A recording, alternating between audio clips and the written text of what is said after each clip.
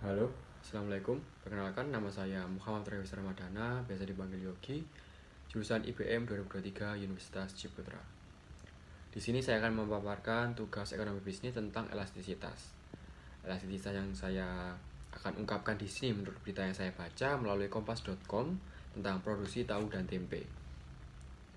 Dari yang saya baca mulai dari ungkapan seorang produksi tahu tempe. Seorang perajin tahu tempe di Gang Tempe, Kelurahan Tauman, Siantar Timur, mengatakan bahwa kenaikan harga kedelai ditambah peminatan pasar yang menurun mengakibatkan usaha terancam merugi.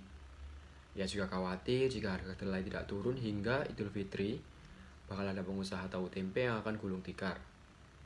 Ungkap Zul ketika diwawancarai, kalau kita memproduksi tahu tempe seperti sebelum harga kedelai naik dan ada yang tidak laku, masih lumayan.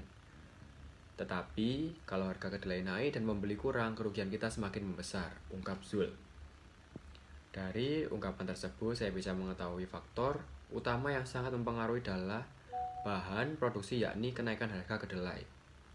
Sementara itu, perajin tahu tempe di Jalan Pitola, Kelurahan Tauman, Siantar Timur, Boru Sinaga, mengatakan bahwa harga kacang kedelai semula 8.000 per kilogram, namun kini harga menjadi 11.800 kilogram.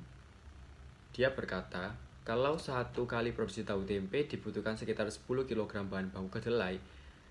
Ia mengatakan sebelum harga kedelai naik, harga satu potong tahu di pasar 1.000 dan 4 potong tahu dijual 5.000. Dengan itu akan menjadi kerugian besar jika memang dalam seharusnya 8.000 per kilogram dengan 10 kg untuk pembuatan bau kedelai sekarang menjadi 11.800 untuk 10 kg bahan bau kedelai yang harusnya diolah setiap harinya.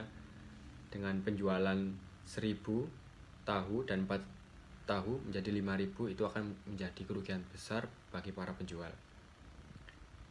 Jika peminatan terhadap tempe dan tahu berkurang, maka kerugian penjual akan lebih tinggi dikarenakan bahan produksi utama meningkat. Di tempat yang berbeda, sejumlah pedagang tahu tempe di Pasar Horas Jaya Kota, Pemantang Siantar, mengakui adanya penurunan daya pembeli masyarakat. Menurut salah seorang pedagang teh purba, sebelum harga kedelai naik, dia bisa menjual 200 potong tahu setiap hari dan tempe.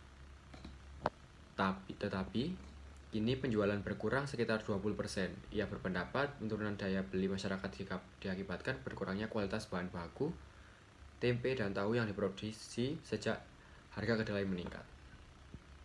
Baik, untuk analisa positif yang saya akan paparkan dari beberapa ungkapan atau baca yang saya baca.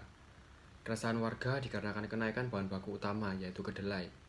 Kenaikan ini berdampak pada peminatan terhadap tahu dan tempe. Kekurangan bahan untuk pengolahan juga membuat rasa dan kualitas tahu tempe menjadi berkurang. Namun, jika kita membuat dengan takaran biasanya dengan harga kedelai naik saat ini, itu akan juga membuat rugi buat penjual. Jika ingin dinaikkan juga harga penjualan, akan berdampak juga pada peminatan pelanggan. Analisa normatif yang akan saya ungkapkan mengenai kenaikan kedelai. Kenaikan harga kedelai yang meresahkan ini hanya akan membuat beberapa penjual atau produksi tempe dan tahu menjadi gulung tikar dikarenakan kerugian sangat tinggi. Jika memang terjadi seperti itu, akan merugikan penjual kedelai juga dikarenakan beberapa produksi yang menggunakan kedelai sebagai bahan baku utama akan menjadi berkurang. Oleh karena itu, kita harus mempunyai metode langganan atau kerjasama. Jadi sebagai penjual bahan pokok atau penjual kedelai mempunyai pasar sendiri atau pelanggan tetap sendiri yang nantinya akan mendapatkan keringanan harga agar produksi tetap berjalan. Dengan produksi itu, tempe dan tahu tetap berjalan dan penjualan kedelai juga akan tetap lancar tanpa kekurangan pelanggan tetap. Demikian pemaparan saya mengenai kenaikan harga kedelai yang berdampak pada penjualan dan produksi tahu dan tempe. Terima kasih telah mendengarkan. Salam entrepreneur.